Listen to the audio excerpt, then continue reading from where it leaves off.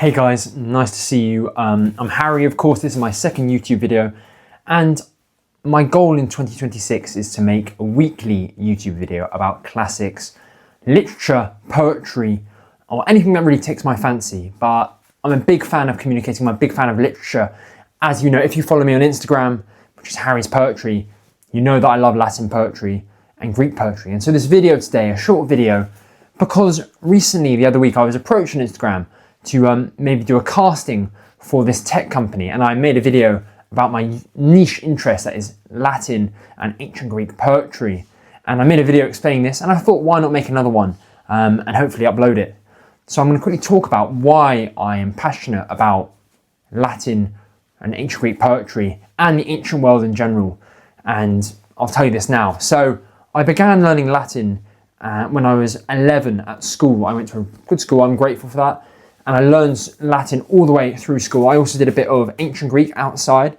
So I went to this summer camp called Bryanston, and I learned ancient Greek on 2 summers. And then I went to Oxford University. I studied classics and French. Classics, of course, it's the ancient world in a degree. At Oxford, it's philosophy, literature, language, history, Roman and Greek. And also you can look at Persian, you can look at Mesopotamian, and like philosophy, existentialism. It really branches out. And French literature. And I pretty much focused on literature. I did Ovid, I looked at Virgil and these Augustan poets, which I found really fantastic. I didn't do much history or philosophy, and maybe I don't really regret that. But ever since then, after university, I've done a range of jobs. I've worked as a sommelier.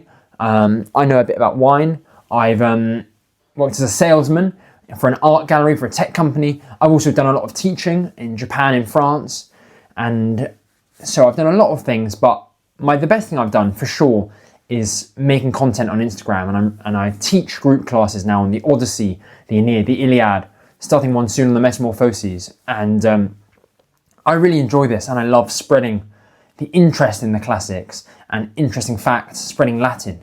And so I think on the one hand it's great because in recent times, there's a really great uptake and interest in this ancient Roman culture, ancient Greek culture, less ancient Greek and more ancient Roman because of this idea of stoicism, what it means to be a tough man, to go out and be very stoic. But I think people are not misled, but I think there's a much greater resource out there, poetry and more Epicurean stuff, Virgil, Horace, and these great battles told fictionally, the Iliad, the Odyssey. And I think a lot of people are drawn to history, but if you read poetry, if you read Virgil, if you read people like Homer, it's more of the truth, I think, in the sense that poetry, especially lyric poetry, Sappho, Horace, and Virgil to an extent, it's a lived experience, it's emotional history that you can read, you can re-feel, and learning Latin, learning ancient Greek, and reading these poems in the original, you're getting closer to these poets than any history book can get you.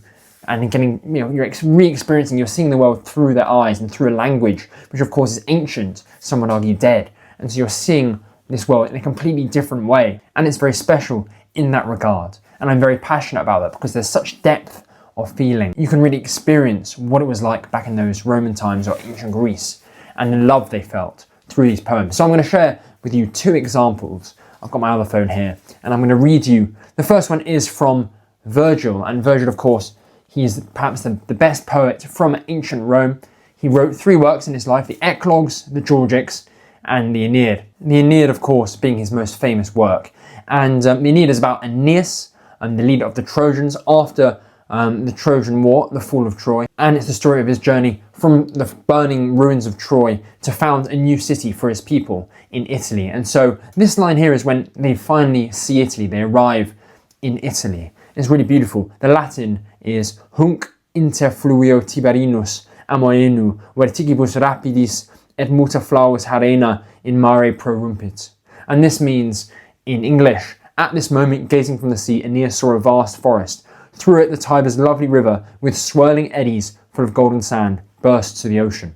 And why I love this line so much is because if you go to Italy today, if you go to Ostia, where the moment is, where he's referring to, which is the estuary to the Tiber, where it goes to the sea. It's a beach resort. But if you've read these lines, if you've read the Virgil, you can feel as Aeneas felt, this ancient mythological figure, as he stood on the deck of his ship looking out to the promised land. And I know that's a loaded term, but it gives me goosebumps just thinking about this. And my ancient Roman, well, my Latin teacher at school, a brilliant man, Dr. Banand. If you're watching, hello, Dr. Banand. He told me that when he reads these lines and he thinks of Italy, it makes him shiver. And this is a really big experience. It's a transferred experience, an emotional history, as I've mentioned before. And you can go to Ostia, you should go to Ostia, relax by the beach and read this Latin. The second example of how I know this by heart, it's a shorter line, is from Ovid. And Ovid was writing a bit later after Virgil, in the mid to late Augustan period. He was a massive celebrity in Rome, the best poet in Rome in his time. He wrote amazing works. He wrote the Amores, love poetry, meaning the loves. He wrote the Metamorphoses, a great epic. He wrote the Fasti about the Roman calendar, which is really interesting. But also he wrote the Ars Amatoria, and this is what got him exiled from Rome. And he died away from Rome in Tomis, which is modern-day Constanta on the Black Sea in Romania. But Ovid wrote the Ars Amatoria, the art of loving, which told people in a very cheeky, humorous way how to have affairs, how to meet other people out of wedlock. So, and Augustus, he had these big moral reforms, the Lex Julii, the Julian laws. And Ovid went against this, and he was exiled because of this. But in one of his poems here, he's got a great line, and it's Nunc aurea Roma est. And this means, maybe you know it, now Rome is golden. What does this mean? A bit of context. He's saying, now Rome is golden. And this is because a lot of the time, in our own times, people believe that the past generations were better. They were more stronger, they were more intelligent, they worked harder. And the same in ancient Rome, the same in Homer's time, for example. In Homer's time, in the Iliad, he talks about Diomedes, a great warrior. And Diomedes has always been compared to his father, Tydeus. Oh, Tydeus was a lot better than you, Diomedes. And Hercules as well, all the great heroes like Achilles talk about Hercules and say Hercules was on another level to us. But of course this isn't true. And Ovid, in ancient Rome, there was the idea that the golden age was once there, this amazing time where fruits sort of sprang on trees, there was no need for farming, everything was perfect, people lived in harmony. And Ovid says, forget about that, times weren't better in the past, nunc aurea Roma est, now Rome is golden. And if you go to Rome, and there's so much there which is still from the ancient world, the Aventine Hill where Hercules chased around Cacus, the fire-breathing monster, the Capitoline Hill designed by Michelangelo, the Forum with the Temple of Saturn. There's so much you can see. And if you read Ovid, if you read the line, Nunc aurea Roma est, you can experience, you can feel a tingle as you read the Latin, looking at Rome, and feel, I am sharing this experience with Ovid. It's immortal. Poetry renders experience immortal. And so that's why I like Latin poetry. I'm going to make more videos about ancient Greek and Latin and mythology, but also literature more generally. I love Marcel Proust. And yeah, so look forward to that. I'm definitely going to try and do one a week. That's my goal for this year. And yeah, please, in the meantime, follow me on Instagram, Harry's Poetry, TikTok, Harry's Poetry too.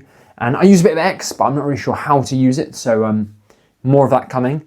And give me some advice. I'd love to hear more advice. And comment if you'd like to comment and like it and share it.